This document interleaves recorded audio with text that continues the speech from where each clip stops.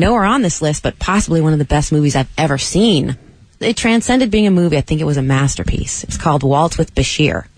It won the Golden Globe for Best Foreign Film, so I thought, I should see that. Waltz with Bashir. Waltz with Bashir. It's an animated documentary, which already sounds kind of strange. About, it's Israeli, and it's about a guy who fought in a war in Lebanon. It's his recollections of what happened during this terrible massacre, and he can't remember it, so he interviews some other soldiers from that same war, and they sort of talk about their memories of the incident, but it's animated. It's just like this incredible story, and you forget it's animated, and it sort of has to be animated. Does he age backwards or something? I'm waiting for the hook. No, it's just a documentary about war, but it's animated.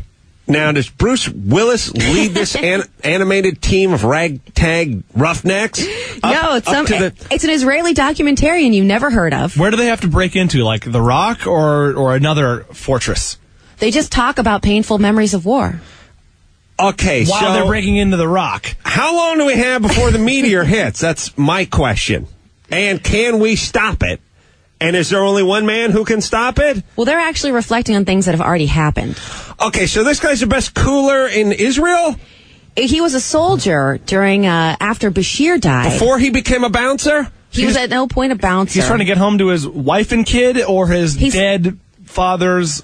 He's talking to his therapist about these hallucinatory visions he has, but he can't really remember the war because he's traumatized. At what point do they switch faces? There's nothing fantastical, really, about it. It's a documentary. About a machine sent back in time to destroy mankind. These guys surf during the summer and rob banks during the winter? Yeah. At one point, they're in the water, and because they're arriving on the beach. Who plays the FBI agent? I got a better question. Does one of these dudes live their life a quarter mile at a time? No, I mean, waltzing is a metaphor. There's no... For ass kicking? Yeah. Well, a guy is trying to get through a bunch of shell fire, and it looks like he's dancing with the gunfire. And does an ambulance turn into a robot, or does a robot turn into a fire truck, or what happens? Or does a robot turn into another robot? There's no robot. It's just an artistic telling of a man's. Saw this? Yeah. Intentionally? Yeah, it was Wow. one of the best movies I've ever seen. Can I ask this? Is it one of those movies that had words on the bottom of it? Yes. It was subtitled. Oh, you got duped. You got duped. It was subtitled, but that you don't mind after about 2 minutes. Oh, was it when the robot was talking because it has its own language because it's from a different planet and they had to do that thing? I'll buy that. I could watch a couple minutes of that. I don't know what they're saying, but it's always like cool. Everybody, all the characters are real people who actually fought in the war. He speaks to a friend of his against who happens the drones.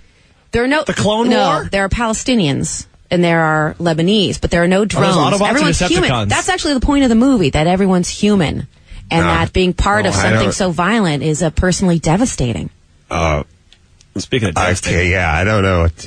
You got duped. Yeah, you really saw one of those word movies where you go to see a movie and then you're forced to read instead, dude. It's a film. You are forced to read. That's a book where stuff moves. It's not a movie. You guys both love it. Sorry. Despite the lack of drones. Also, in the top 10. In the drone department for the Ace Man. Bride Wars is hanging on to its spot in the top 10. Yeah, it is. No Waltz with Bashir, but Bride Wars. This hurts so much. It hurts my heart.